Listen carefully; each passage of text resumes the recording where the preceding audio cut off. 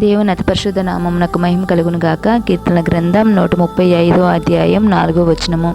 యెహోవా తన కొరకు యాకోబును ఏర్పరచుకొనెను, తనకు స్వకీయధనముగా ఇశ్రాయేలీయులను ఏర్పరచుకొనెను. ఆదికాండంలో యాకోబు తన అన్నను మోసపుచ్చిన యాకోబు, లాబాను చేతిలో మోసపోయిన యాకోబును దేవుడు ఎందుకు ఏర్పరచుకున్నాడంటే, యాకోబు దేవుని సన్నిధిలో దేవుని ఆశ్రయించాడు. దేవుని పాదాలు పట్టుకుని దేవుని సన్నిధిలో బతిమాలుకున్నాడు.